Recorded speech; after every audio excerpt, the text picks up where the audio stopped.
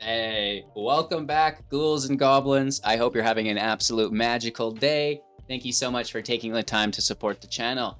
I have a new standard best of one deck for you, tapped and attacking. This is a Naya Aggro deck revolving around Jugen defends the temple, which transforms into the rising star, and then we're getting dirty with its ability, which is quite exciting. So we're going to break down the deck list, talk about the strategies, the synergies, showcase all of this within our gameplay footage, wrap up with our final thoughts, deck review, and of course our pack opening. So make sure to like, comment, and subscribe to help support the channel. Let's take a look at the deck.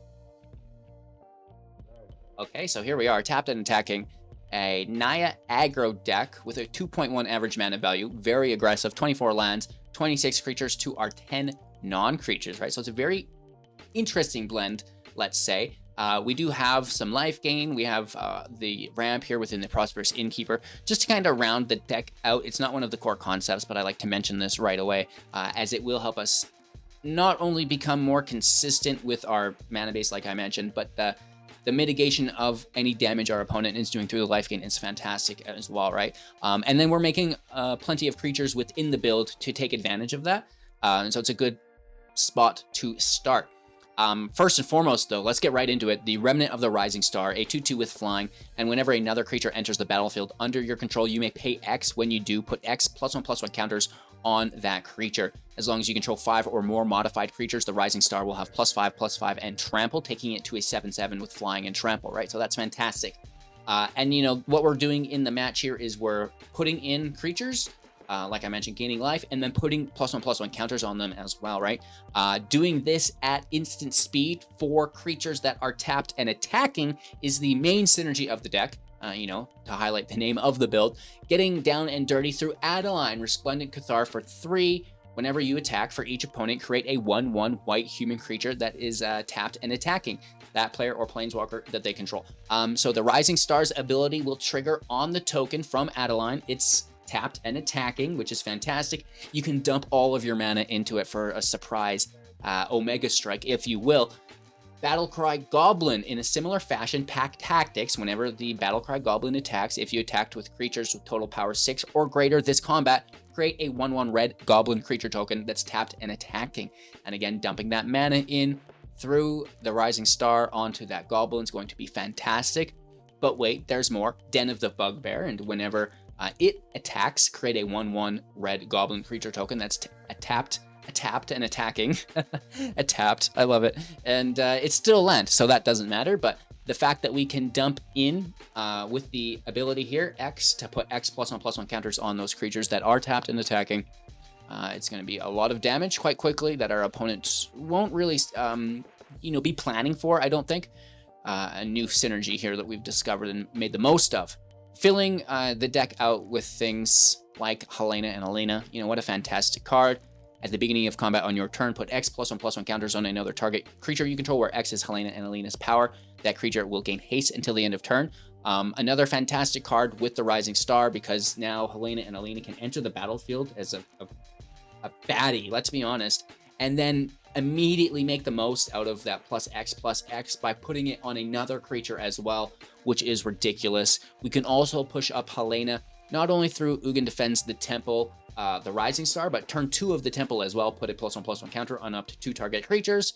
Bases here, put a +1/+1 counter on your next creature that you cast. That's fantastic.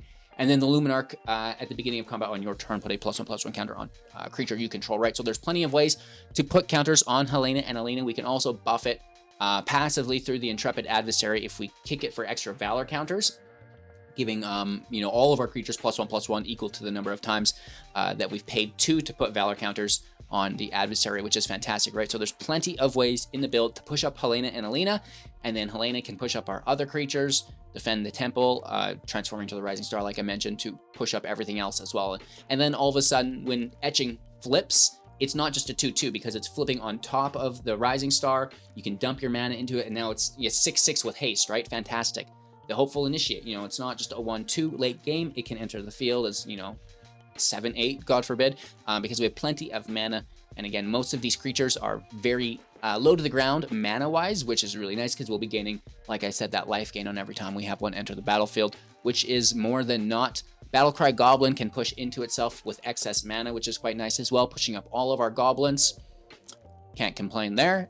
Protection through the safekeeping, indestructible, hexproof, gain 2 life. Really doesn't get better than that. And yeah, a little bit of damage through etching. We can destroy artifacts and enchantments. Through the initiate, it also has training, so it can get bigger and get better itself organically, which is quite nice. And bop-a-da-boop, boop-ba-doop, boop. That's the deck. You can also create that mana dork here with the monk when the temple enters the battlefield. That mana is nice to throw into the Rising Star's ability a little bit later. Lands here, just for consistency's sake, you know, all the dual lands, really nice. Lots of Den of the Bugbear, because this works out in our favor. Not to mention the Crucible of Defiance also synergizing very, very well with the Rising Star. Those two attackers can be quite formidable. Removal through Seat of the Empire and Who Endures here as well within our land. Holy Toledos, that's the deck. We're going to get into our gameplay footage and then wrap up with this Neon Dynasty pack opening. So make sure to like, comment, and subscribe. Let's check out the gameplay. Oakley Dokley going first, and the cards are here. These are the correct cards. We need a green source or we need a white source off the top. I guess preferably white, because if I have to choose, it's a green source for Yokanos. We'll leave it up to next turn. It is cool we get this 3/3 goblin out, though. Not bad. They're like, what is this deck? Who plays with the Battlecry Goblin? You know what I mean?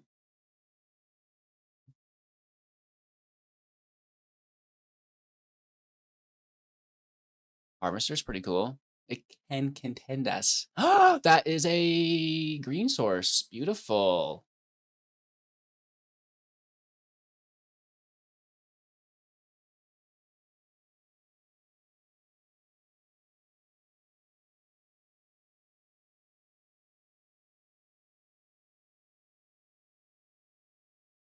It happens. I get it. It's nice just to clear the field too, though, right?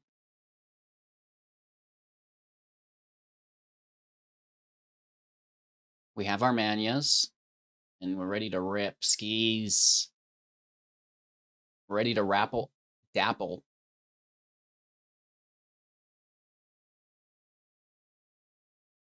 Our opponent has 3 mana. I like their name. That's fantastic.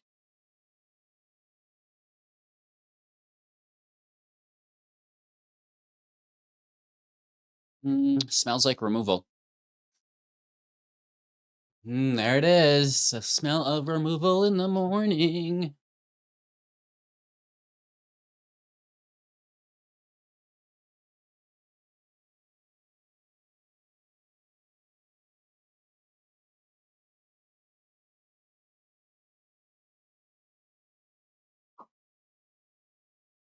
And then this Hopeful Initiate will come in after the Rising Star, and it can be a fatty. Doesn't have haste unless Helena stays in play, but maybe we'll get there.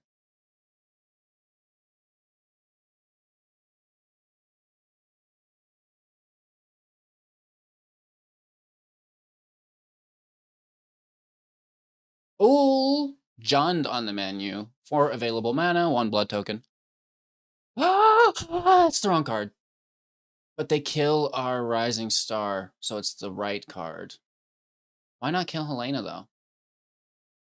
What a dirty dog, dude. I should press charges. That was brutal. That was brutal, dude. Unleashing Inferno. It's a tasty 2-for-1. Good card.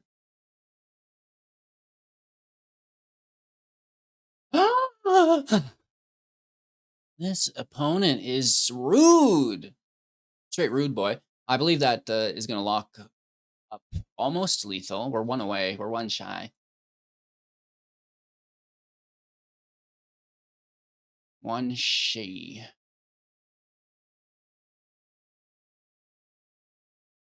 I guess 2 shy. Math is hard. Give me a break, dude. It's been so long since I've had a real job that incorporated math. I guess I should treat this like a real job.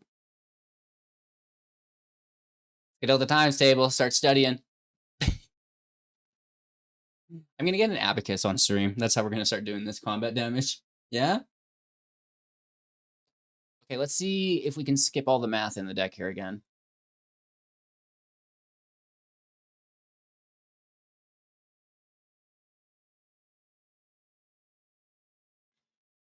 Den, Temple, Adeline, Temple, Goblin, Temple. It's all here.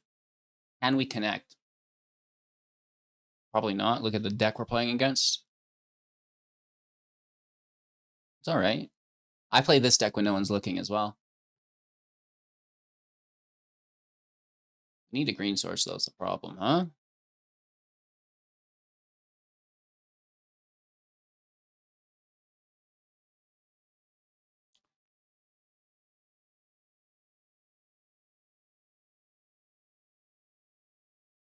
God bless.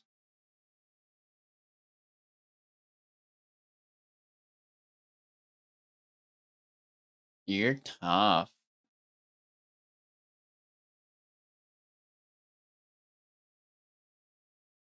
Again, with the green source.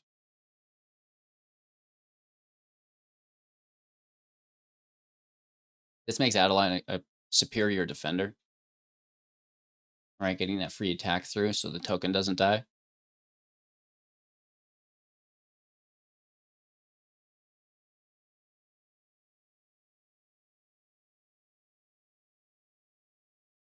We can token block from here on out. Hopefully they brick, too. God bless. Stop it, HGG. Still gonna get us. Where's my green source, dude?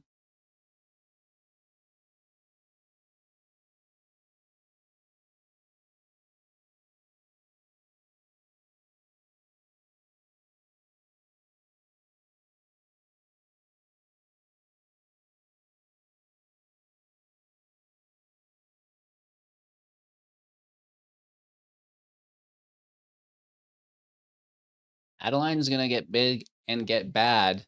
I think like this is their last turn to close out the match on us. We've tied it up and we've got field advantage. Ah, I think they did brick. Brutal, dude. Sorry.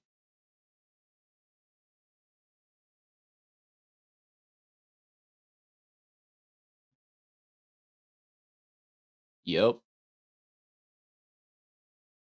They don't even want the defender. Surprising. All right, it's going first with our new Boros deck. Stop it. It's a Naya deck. Certainly looks like a Boros deck sometimes, though.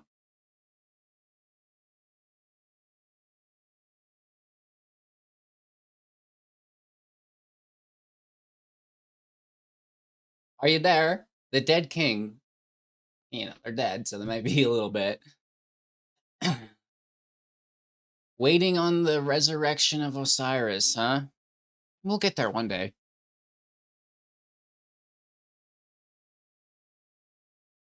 Are you there? They are awake. Now let's see if they are aware.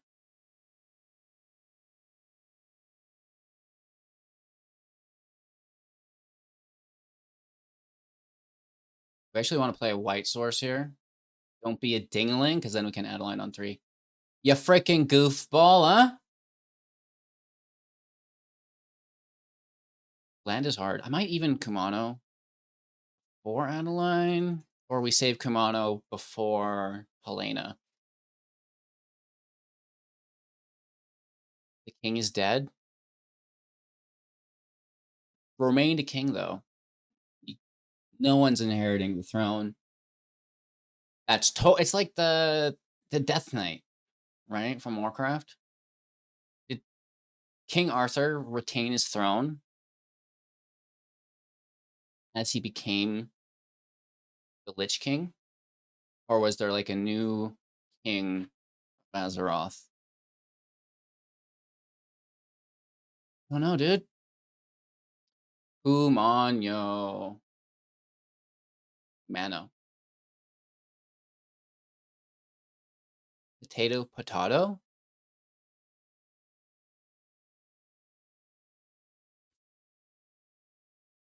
Yeah. They are here. It's just a little slow. Ooh. Be greedy. It always pays off. You've never been punished before. I always get punished for greed. I don't know what it is. Every time I'm greedy, may as well just get smacked upside the head. Every single time.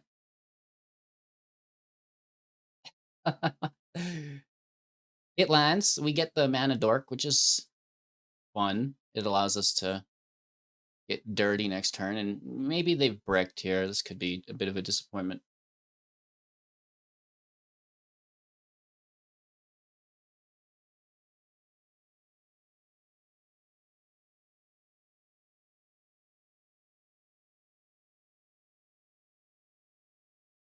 Troll.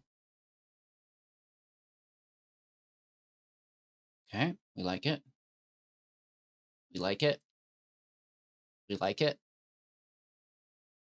And we like it. And we like it. Yeah.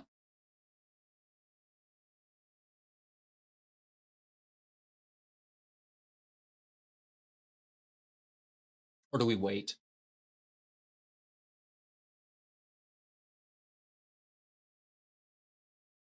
Could wait because we're about to flip.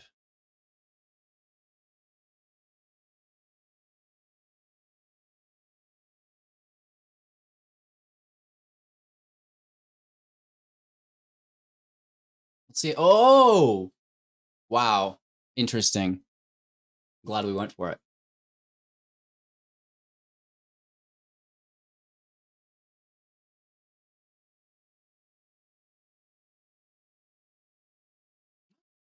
That's probably why. Why not take Adeline though, huh? Interesting. They have multiple removals. That's why. Yes, yes, yes. Wonderful. Back-to-back brawls? That's fine. It's fair. It's playable, dude. Just forget about it.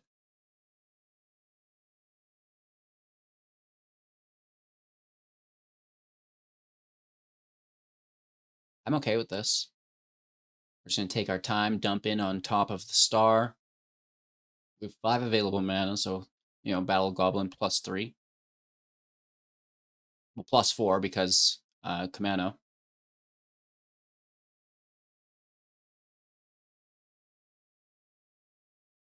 The Dead King. Just like all decrepit, can barely press the spacebar to pass to the next phase, right?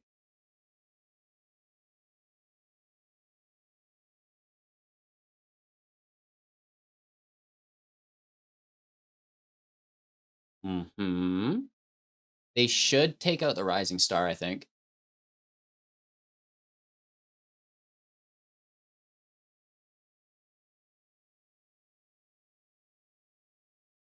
That timeout, just getting juiced. You know what I mean? I wish that there was a timer in best of 1 matches. I'm fairly sad that there's not.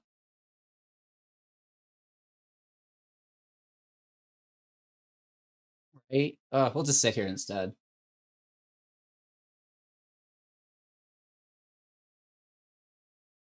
It's not even the half of it, bro.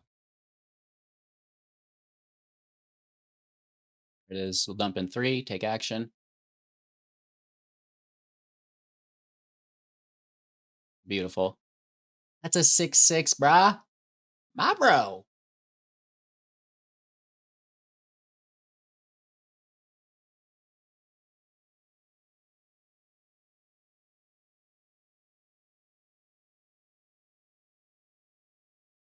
Easy peasy.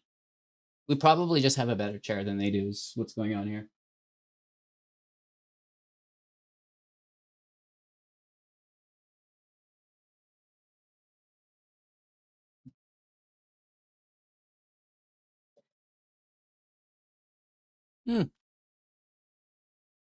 More damage, down to 6. We're at 14. I'm sure this is fine. 6/6 defender. In threat of like an inscription that gets kicked.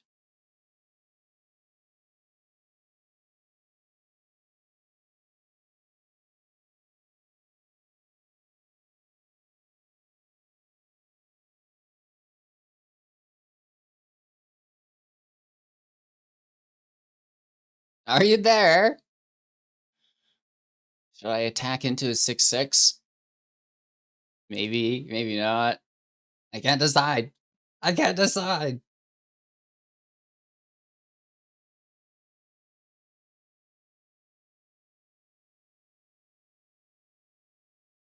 We save this in hand and we just dump into Kumano, right? And then Kumano has haste and it can get buffed up by 5. So Kumano's going to be a 7/7. Oh, I like that.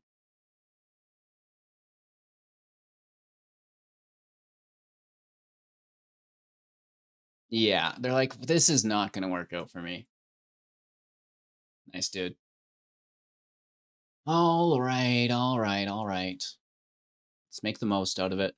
It switches from Boros deck to Gruul deck. This is a Lesnia deck. We just can't make up our mind what deck we want to be.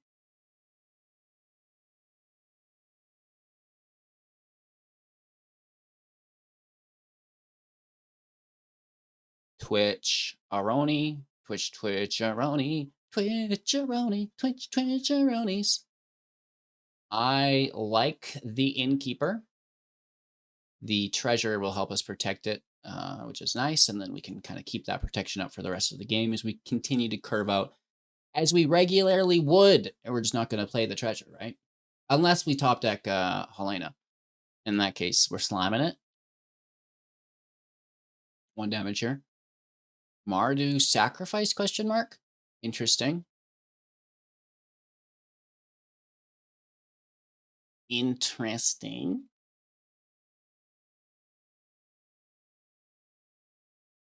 We get a monk here, also helping us ramp out. Gain some life.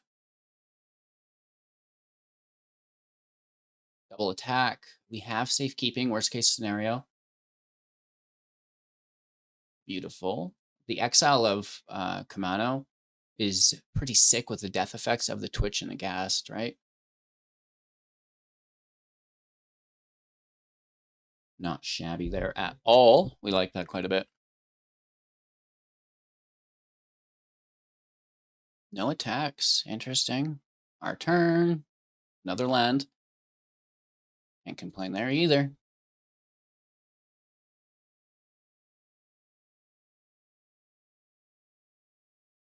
Luminarch does not have haste, so we slam it.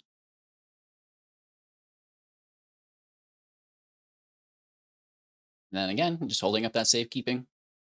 We have 2 mana here through the monk now as well.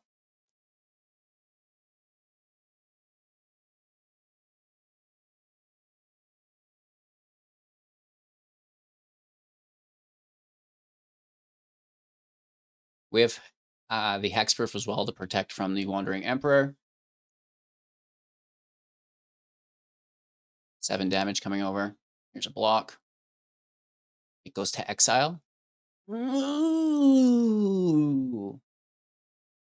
They're going to try to exile Kumano so they get the death effect, which is smart. It's definitely the right play. But not today, it's not. So it still goes straight to exile. It's their turn, though, and now we're in danger. And rabble rousing. Now this is interesting. Hide away, and then they attack, creating a token as well. The Emperor dies, so they may as well just minus and make the 2/2, yeah? Correct.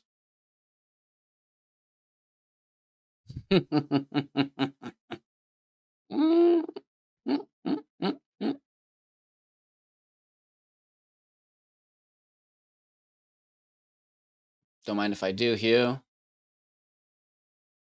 1/2, take action. So this is so good on Helena and Alina, right? Because then she pushes over as well.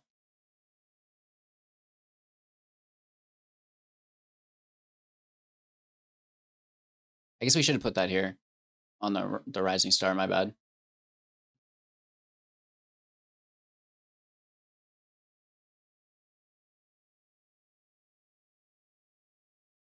They could have a field wipe.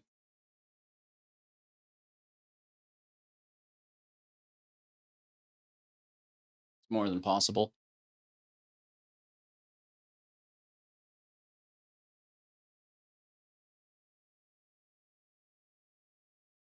Also, like, well, a Meatook would not be enough. They need another black source as well, but a Doomscar for sure, for sure, for sure.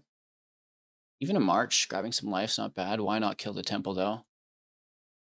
We have gas in hand here. Dudley did. Going first. No white land. Mulligan. Okay, we have the Temple. We have the Goblin. Initiate.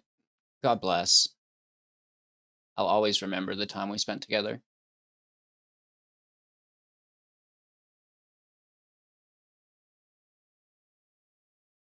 Damage. Emotional damage.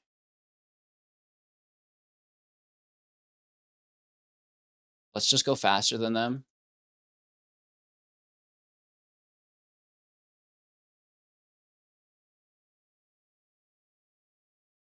Renegade? Oh, wow. This thing gets fat, dude.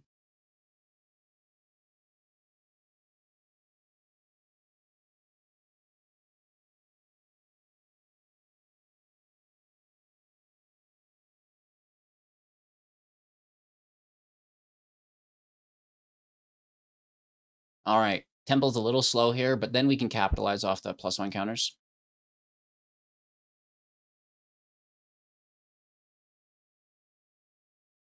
Don't you? I'm going to remove the Luminarch here, it feels like. Being greedy, taking the Goblin. Wow. Interesting. That is interesting. Big hit. They can go all in.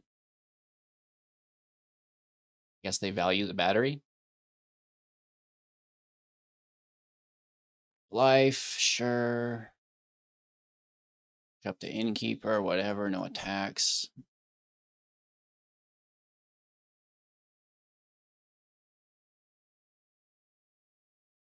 Battery ×2.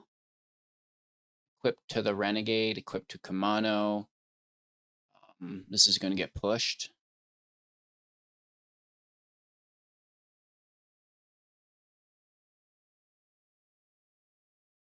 Yikes.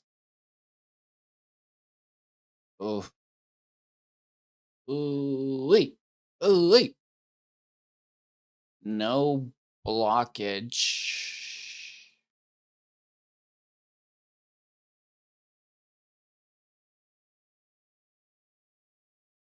Ooh-wee. Down to 10. Well, that's a land, dude.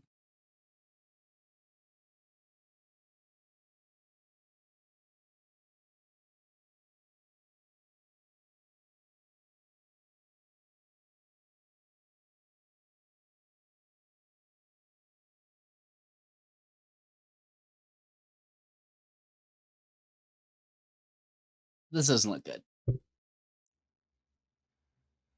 Our Rising Star does flip, and maybe we grab some life gain off the top. Because this looks dangerous.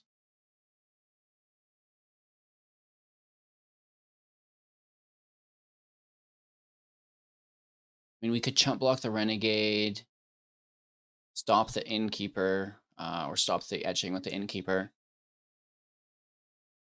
Probably throw the Initiate in front of the Renegade. Or we kill etching with the Initiate by removing counters once that white mana unlocks. Okay, so Initiate needs to survive.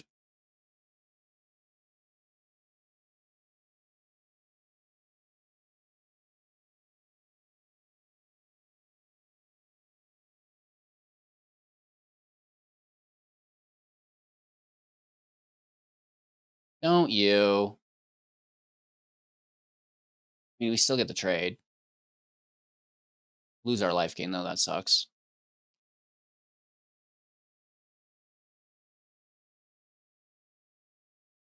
Interesting.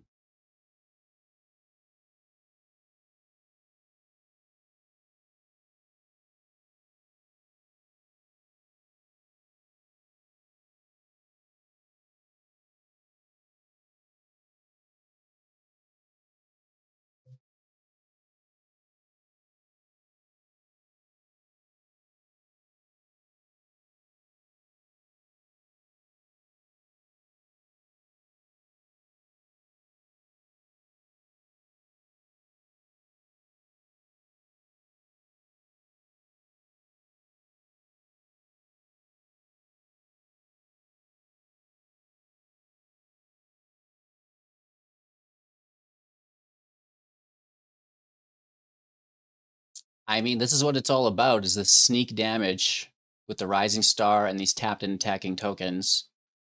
So let's see if it's worth its weight.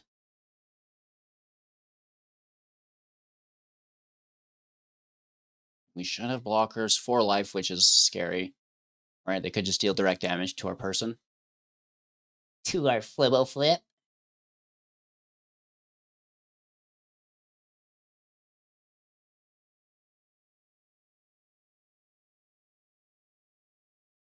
It's going to be a close one.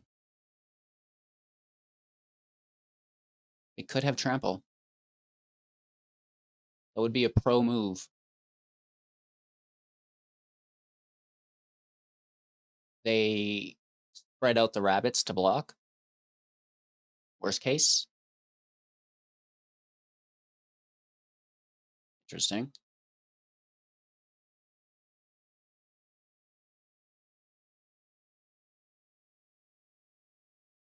Well, this is other. No, that includes it.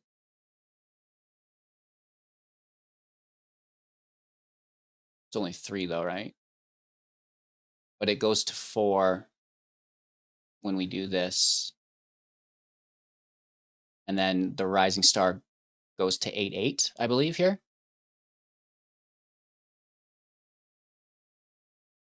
As that's 5 modified creatures. Bingo, bango, bongo. No, it's not. They have removal, and it is enough to get them the win. Wow. Good game. We almost had that. That was lethal. Really, really close. That Kami's Flare saved the day there. Dropping the number of modified creatures that we had back to 4. Going first, I mean, Innkeeper, right? Good enough.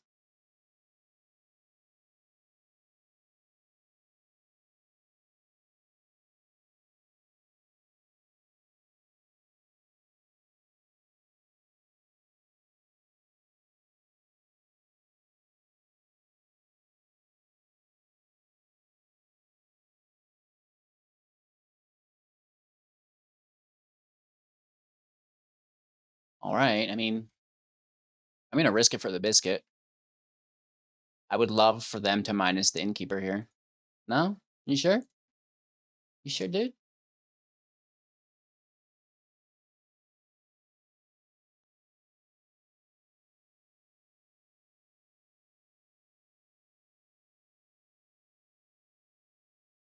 Temple in play. I love that Temple. I think this card's going to see a lot more play. The more I use it, the more I see the value in it. I recently am thinking, even with the Broker's Ascendancy, just because it modifies everything.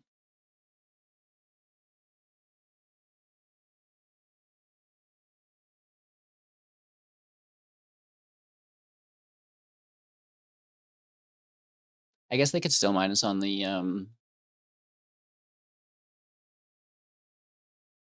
wow. That's literally the worst option they could have picked.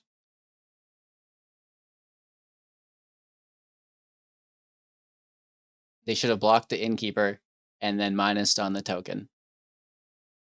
So now they're going to try to minus on the Initiate or take mana for the Meat Hook, in which case I'm just talking out my ass. Nope. Gotcha. Gotcha. So it's nice to have them waste that, right?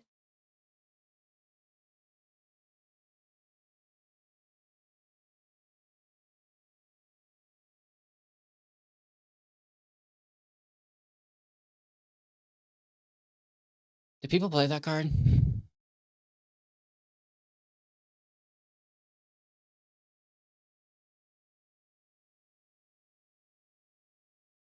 Sure, why not? We like the life game. It's good, as long as we don't get hooked.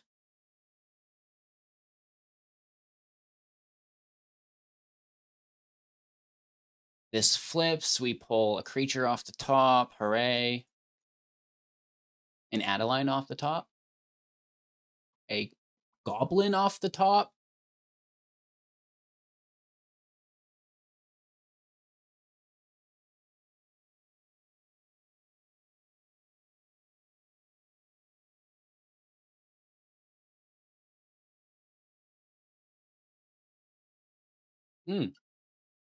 Hopefully they allow us to draw some cards. I could use 2 more cards here for 2 life. Interesting. Looking at the top, zombie, hand or grave. And lose 2 life, draw. Sure. And then like Blood Chief's Thirst on something.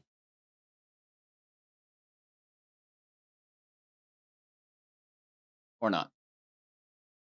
Interesting. Definitely not bad, dude.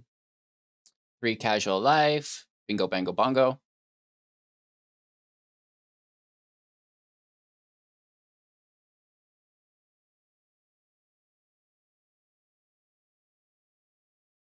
Are you there? 1 at a time. Nice. Don't resolve all. We can dump in 5 mana. This is a 6/6.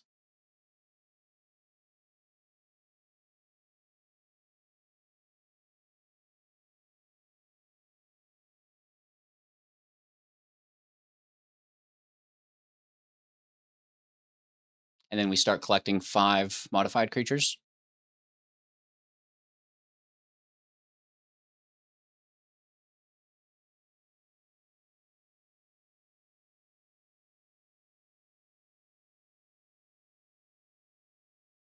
Next turn, Rising Star is an 8/8. If we survive, we are ripe for a meat hook.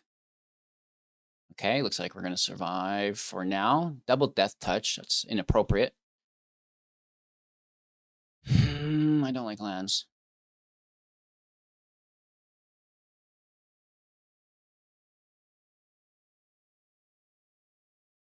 And then lethal in 2.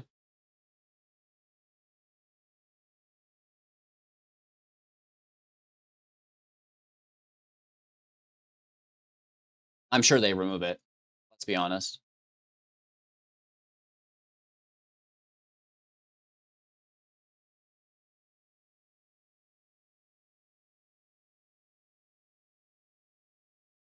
If they don't, we win. They have the blocker, but it's got trample.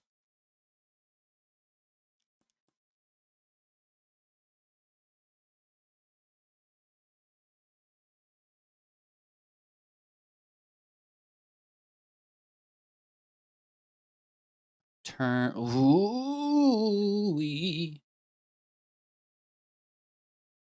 Yikes, dude. That's scary. We're going to dump mana into that. Not with the Rising Star, but with its own ability to push up the whole field and then attack all. We go first. We keep 7. You know, it's not the perfect hand, but it is there. It's a hand indeed, dude. Innkeeper on 2.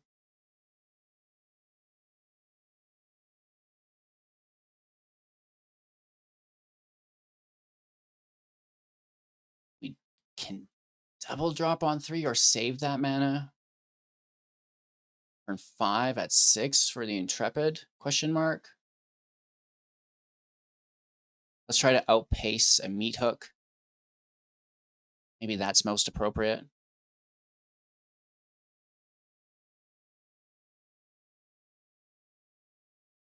Removal. You dirty dog, dude. Such a dirty duty.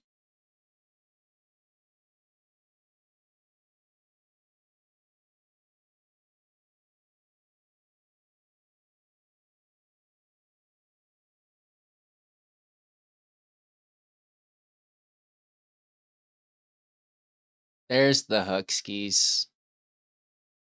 I see you.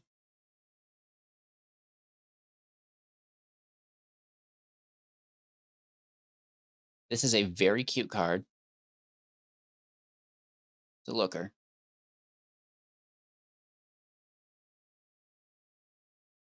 I'm going to drop this Intrepid very last.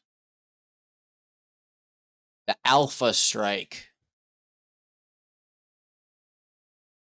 Actually, no. Alpha. We're the Omega Strike, let's be honest.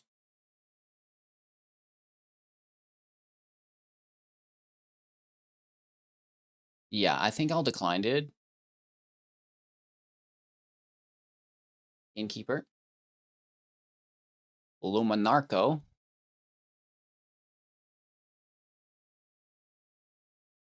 Yep. Yep. Yep. Yep. Yep. Boom. Boom. Down to 13. Here comes Blood on the Snow Skis.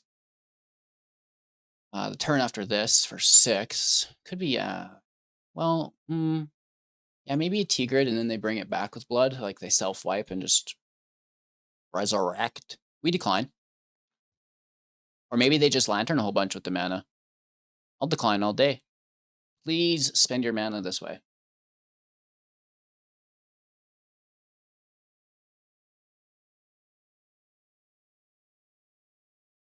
Ba-da-boop.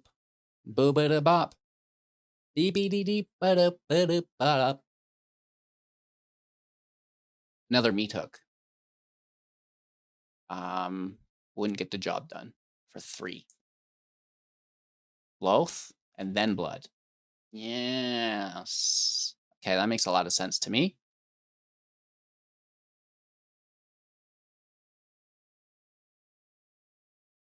Am I going to dump in? Yep.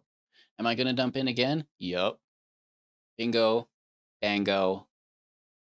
Bongo. Am I going to dump in again? Yep. Look at that field state, duty. Look at my field state, duty. Ooh, ooh. Ooh. So here's a Blood on the Snow, and that's sad, but whatever. Whatever, dude!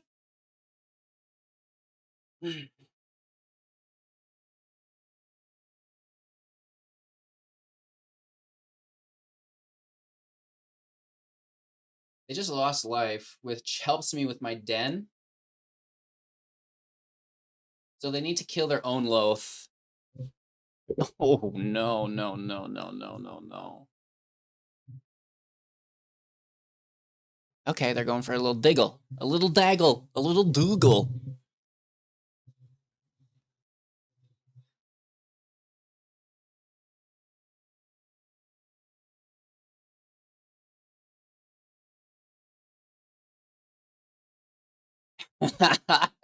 All right. Woof. Okay, so a prototype deck, sure. You know, this is a synergy that we've made for the very first time with Ugin Defends the Temple. I think that it is worthy. You are worthy. Maybe we add removal, right? Some more removal to the build for consistency's sake. And then I think we've got ourselves a competitive deck, right? So it's something that I'm going to continue working with and balancing out to produce the most competitive version. And I'm sure you'll see that in the coming days or weeks within the ranked queue while we wait for Dominaria. So before we end today's stream, make sure to like, comment, and subscribe. And we'll also tear into our pack opening. And I'm going to blind you here with the Twitchception just for 1 second. No, that's going to pop up. Just so I can see if the card focuses here in another screen, because sometimes my Canon camera Does not like to cooperate. So let's check out our pack and see what we get here. Right, so now I can tell it's focused with the camera. Some alt arts that we don't care about. Just like throwing these cards away, maybe.